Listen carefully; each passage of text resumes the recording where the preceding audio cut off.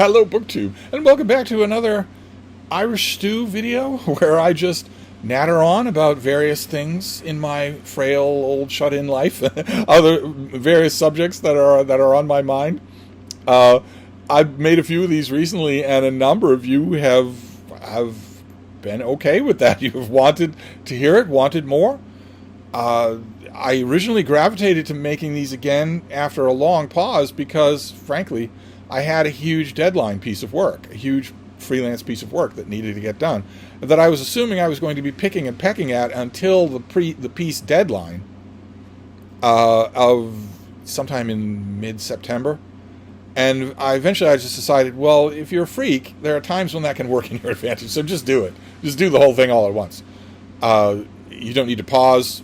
You don't need to agonize over your prose. You don't need to sleep. So just go ahead and do it. So I did, and so I kind of thought that I would say goodbye to Irish Stew videos, but you seem to like them. We'll do one more. We'll do a couple more and see. Maybe you'll lose your interest in them. So once again, we are going to do this in stoppered levels, starting with the world, then contracting to YouTube, then we'll contract further to BookTube, and then finally we'll get to the Tootsie Roll Center, which is me. So we'll start with the world, and the news of the world is bad. The news of the world that I want to mention today is bad. The news of the world that I mentioned yesterday was embarrassing, and embarrassing is bad. Having a lunatic, an absolute lunatic, someone who is insane, as the person overseeing the United States health apparatus, means that as we move into winter and therefore flu and cold season, we are going to lose tens of thousands, if not more, people because of one man.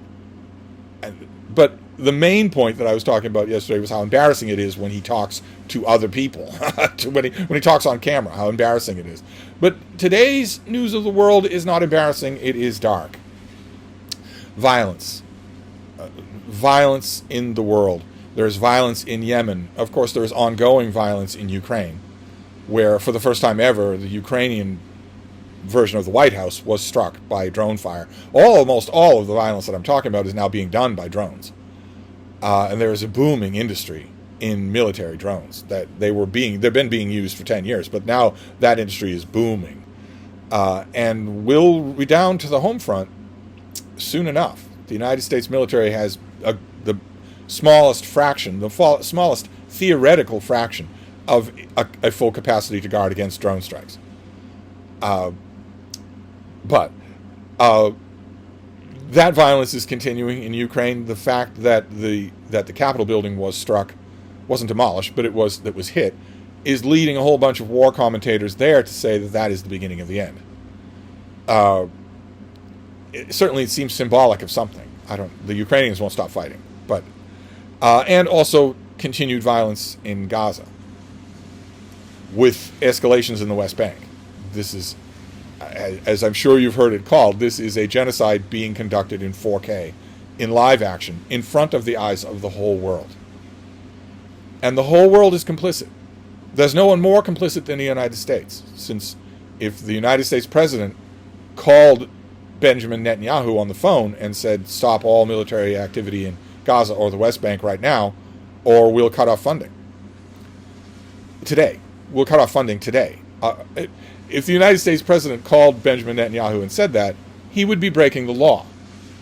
But he could call Benjamin Netanyahu and say, if you don't stop violence today, I will convene a special emergency session of Congress, and they will cut off your supply of money and weapons and material. They will do that. They would all receive a boost in their ratings back home if they did that. The only reason they're not doing it is because of me, because this is no longer a democracy, this is an autocracy, and they're all afraid of me. They're afraid that if they say in public, they get on their feet in Congress and say, I want the United States to cut off Israel from all military funding, when they drive home to Bethesda or wherever, there'll be red-hatted maggots in their driveway with tire irons. I'm not saying they're afraid of their political future. I'm saying they're physically afraid. This is a mob. This is a mafia. So the United States is the most culpable, but almost every other nation on earth is almost as culpable, because all of them could be cutting off economic ties with Israel. the clear, obvious way to do this from the beginning, for 30 years, more than that, has been the BDS movement. Is been to boycott, divest, and sanction. That is the clear and obvious way. That is what brought down apartheid South Africa.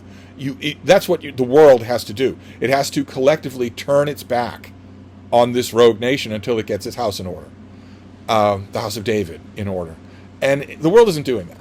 It's not just the United States. The world isn't doing that. So there's violence in all of those places. And you might think, well, yeah, you look outward into the news of the world, you're going to encounter stories about violence.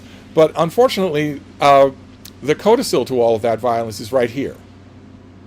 Because the President of the United States is illegally occupying, first of all, militarily occupying the capital of this country, and has made clear verbally what anyone could have told you a month ago, which is that he's not going to leave. Those troops are never going to leave. They are coming up on a deadline. He's going to ignore that deadline, and no one is going to, there aren't going to be any consequences from him doing that.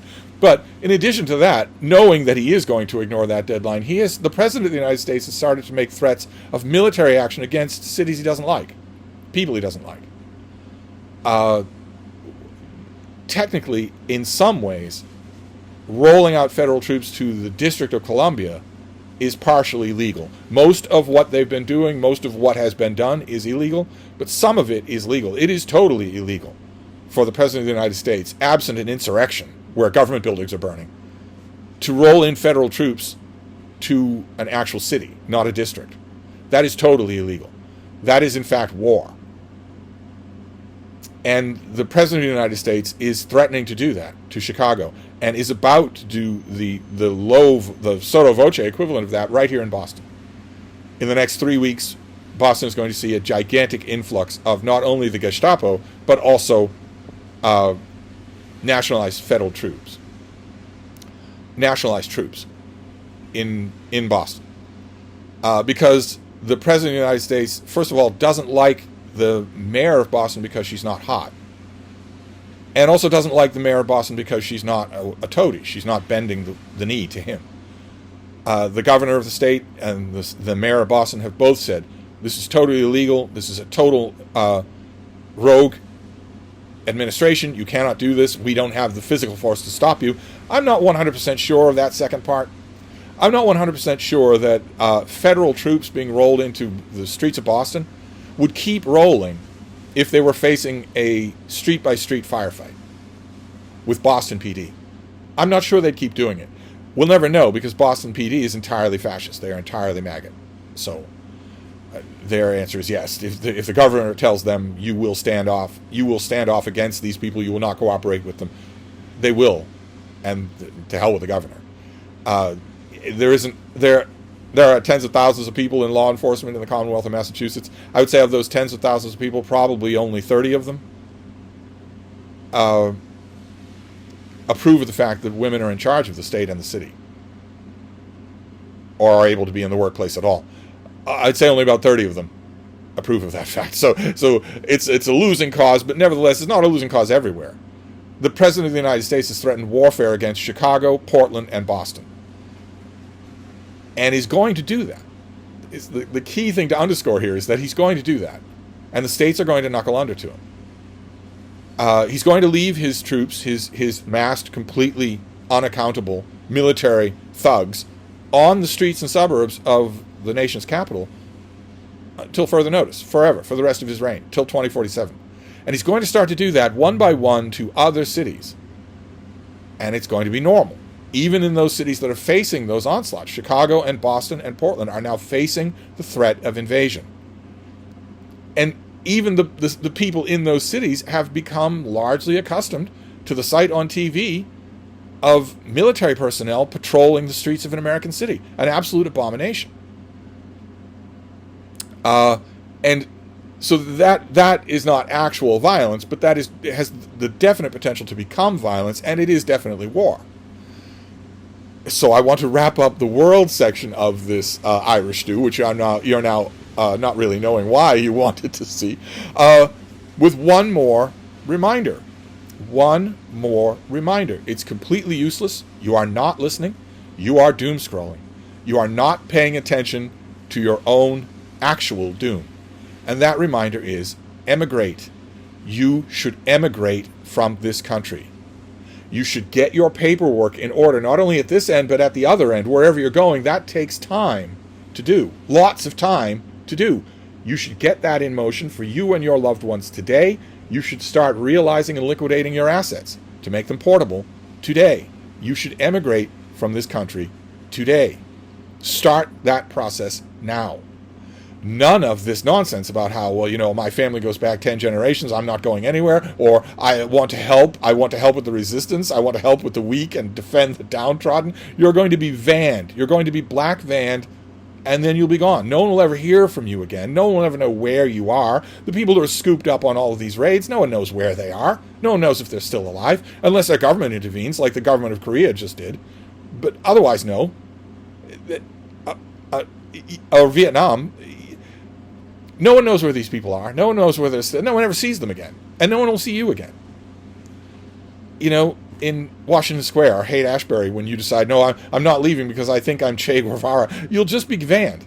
And so are your loved ones. When you could all live. You could all live. You would be expats, but you could live. I have said many times before on this channel, I've been saying this for years, and no one has paid any attention, no one's paying attention now, but I thought I'd wrap up this section by once again expressing my absolute incredulity. If you need more than this, I don't know what you need. And my answer to that implied hypothetical is nothing will make you do it. And not because of courage, not because of patriotism, but because of the last thing on earth I expected: simple complacency. Simple complacency. This is true of people that I know who have the means. I know a lot of people it would take a lot of doing. It would take a lot of money to leave. You should. The money's less important than your life and your freedom. But I know a lot of people who have the means, have overseas homes, and still aren't going. Have no plans of going. Anyway, as I've said on this channel many, many times, these things only ever happen in one way. It doesn't matter if you have a Nerva who comes to power and forestalls it for one term. It doesn't matter if there's a little last glimmer of democracy. This is a Nazi majority country. If you don't fancy living in a Nazi country, you should emigrate now while you have a chance. There are already speakers in the MAGA world saying that maybe we should be watching ports for people who are leaving. Why are you leaving? Are you leaving anybody behind that you love? Where do they live? Exactly? What's their address? Oh, never mind. You don't have to tell us because we've illegally searched your phone. We know everything there is to know about you. We know where we can find the people you are leaving behind. So are you really sure you want to leave? Okay. Well, we'll be keeping an eye on them. There are already people in the Trump orbit making comments that is the next step. We have been talking for 10 years now in the United States of the hypothetical of Germany in the 1930s. How many times you heard that come up on op-eds and news programs of Germany in the 1930s? And how many times before then, before this country fell to fascism, how many times before then were you reading an account of Germany in the 1930s in a history book and said to yourself, what did these people need? Did they need the sky to fall on them? Why did they stay? Why didn't they leave when they could have? Well, anyway, so that's the world, and it's violent, and it's ugly. So let's move on to less ugly things, much less ugly things, like YouTube in general. And YouTube in general, there's a whole bunch of stuff going on. But YouTube in general, the main thing that's going on for me is a number of links that I have been sent. A number of you, I think I'm up to 24 people have sent me the same link. And it's to Clark Kegley, a bro-tube manosphere lunkhead who I first found because every year he makes a series of videos about the joy and the value of keeping a personal journal. And they're very good videos. If they don't motivate you to keep a journal, I don't know what will. Maybe me. But all the rest of it is basically prayer. He would vigorously deny that. But when you are in the business sphere world and you're talking about manifesting, that's prayer. Manifesting is prayer. Prayer is when you, by mental telepathy or whatever, alter the behavior of the exterior world. Nothing else does that but action. If you pretend that you're doing that mentally without moving a thumb, then you're praying. And most of his videos are about that. They're about realizing your potential to get what is the most important thing in the 70 years that you have on Earth, which is money. Needless to say, I disagree with that. That is completely wrong. And a lot of people waste their lives by falling for that kind of junk. But nevertheless, although a lot of the preachers for that kind of junk are odious creatures and obvious objects from my long-neglected Bro Watch series, long-neglected and much clamored for Bro Watch series, the links, the people who've been sending me links have been saying, this guy, Clark, just did a video on books to read. And I guess I showed up on a lot of people's algorithms, considering how much he pays to get in your algorithm. I don't doubt that it happened. I'm sure he's getting his money's worth. And everyone who saw that knows this channel sent me a link. I'll leave a link down below to the video saying, this is surely fodder for Bro Watch, for the long-awaited return of Bro Watch. And that gives me pause. Because I have never done a Bro Watch video before on someone whose channel I like so much. I've done Bro Watch videos on channels where they were making points that I largely agreed with. And I shouldn't like Clark's channel as much as I do, considering that it is obsessed with money. And being obsessed with money is a hollow, empty, horrible, unsatisfying way to live. And wrong advice to give to young men, the young men that I imagine slavishly watch him. So the YouTube part of this Irish stew is that part of me is tempted, but then part of me thinks, well, what if he thinks it's mean? What if his feelings are hurt? I don't know. Probably in this case, I should listen to Vox Populi and do a Bro Watch video on Clark of all people. Probably I should, and I can just preface it by reassuring him if he ever sees it, and by reassuring everybody else that I'm not animated by anger when it comes to him. Probably I should do that. I don't know. But then we can move on to BookTube.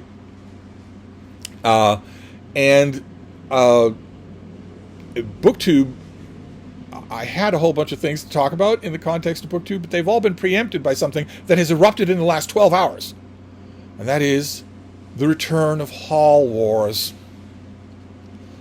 The return of reckless, late-stage capitalism spending on piles of books that we're going to hold in our thumbnails like this with a staggered look on our face. Like, oh my God, I've never done a book haul this big before. That's the kind of thing that critics of the broader ecosphere of book-related YouTube, and also Book Talk, rightfully excoriate as being dumb, horrible, corrosive clickbait. People doing gigantic book hauls, 30, 35, 40, 45 books, with no intention of reading them. You can check back with them all year for the next 2 years. There'll never be any mention of those books again. These are just tourists. They're parvenus. Even though that is true in the broader sense, in this little corner of BookTube, that aspect is not pertinent, because we actually do read the books we talk about, the books we acquire. Some of you read them at much slower, even head injury speed, but we all still do. The will is actually there. It's not just for the clickbaits, and that doesn't absolve it of its naked aggression. Haul wars have now started, with a whole bunch of channels weighing in with book hauls. And I, of course, being a raven-haired 28-year-old, I am above such petty BookTube peer pressure. So I will not... Of course, I will be returning fire as soon as possible. This latest brush fire of the Haul Wars erupted on a Sunday. This is a Sunday in Boston. Nothing is open. I will retaliate as soon as is humanly possible. I will join the Haul Wars. Of course I will. There's never been an iteration of the Haul Wars that I didn't join. I always worry, because is this mutually assured destruction? When a Haul War kicks off, I never know where it will end. We will hope that cooler heads prevail, but it won't be mine. I'm going to crush my opponents. And there's another BookTube related thing that I wanted to raise as a question for you. which is kind of pointless because it's a hidden BookTube truth that none of you are watching this late in the video. Just the way it is, kid. It's tough business. But if there are bots watching, I have a question for the bots, which is the subject of a team-up video. Lately, you may have seen that Mark at Book Time with Elvis has done a bunch of split-screen or multiple-screen conversation videos, live stream videos. I was on one of them. He does others. He does one regularly with Sean Stanfast. And a number of you have commented very favorably on CPL Radio's Books of the Week, the other place on YouTube where I can be seen talking about books, where that is also split screen between me and my producer. And that made me wonder. There are plenty of BookTube teams out there. Plenty of them. Two to Ramble, very successful. The Brothers Gwynn, whole bunch of others. BookTube teams, where you've got the interplay between two people talking about books. And I would like to do that regularly. CPL Radio, my producer, I run him down all the time, of course, but he is extremely busy at his library. He is there, and I suspect that he is being modest about how important he is to the institution there. So we don't always get a chance to do CPL Radio's Books of the Week every week. But so I guess the question for the bots that I have is, who would you see me talk to? If I were to do a weekly thing like that and provided the other person were willing, who would it be? Who would you most like to see? Would you have a dream list of would it be one person? Would the other person in this team up video be one person, the same person week after week? Would it be a roster of different people? I don't know. I would like to try that. I have always liked it when I've done it myself. There have been times when I did a whole week of team up videos like that.